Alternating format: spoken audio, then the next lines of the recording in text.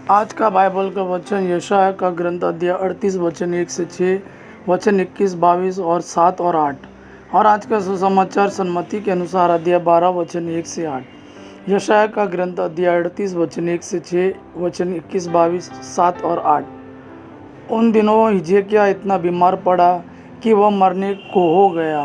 आमोस के पुत्र नबी यशायाह ने उनके यहाँ जाकर कहा, प्रभु यह कहता है, अपने घर बार की समुचित व्यवस्था कीजिए, क्योंकि आपकी मृत्यु होने वाली है, आप अच्छे नहीं हो सकेंगे।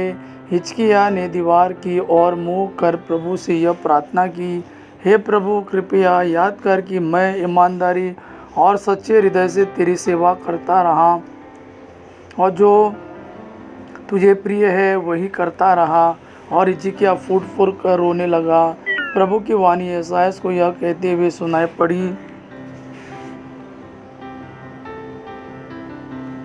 हिजकिय्याह के पास जाकर कहो, तुम्हारे पूर्वजों का प्रभु ईश्वर यह कहता है, मैंने तुम्हारी प्रार्थना सुनी और तुम्हारे आंसू देखे।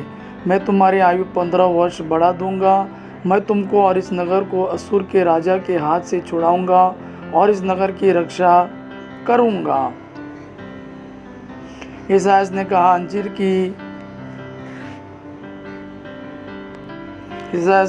अंजीर की रोटी लाकर फोड़े पर रख दो और वो अच्छा हो जाएगा।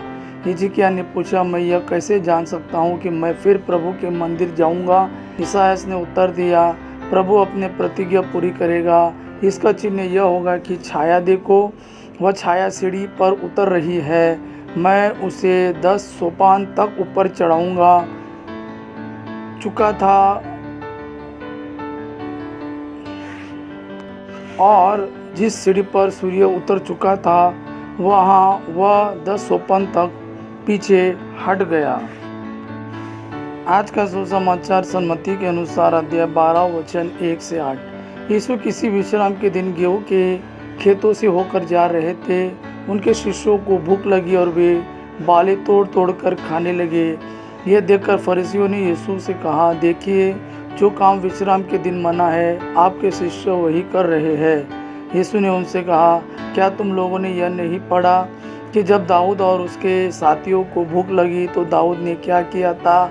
उसने इस मंदिर में जाकर भेंट की रोटियां को खाया। याजकों को छोड़ न तो उसे उन्हें खाने की आज्ञा थी और न उनके साथियों को। अथवा क्या तुम लोगों ने संहिता में यह नहीं पढ़ा कि याजक विश्राम के दिन का नियम तोड़ते तो है पर दोषी नहीं होते? अब मैं तुमसे कहता हूँ, यहाँ वह है जो मंदिर से भी महान है। मैं बलिदान नहीं बल्कि दया चाहता हूँ।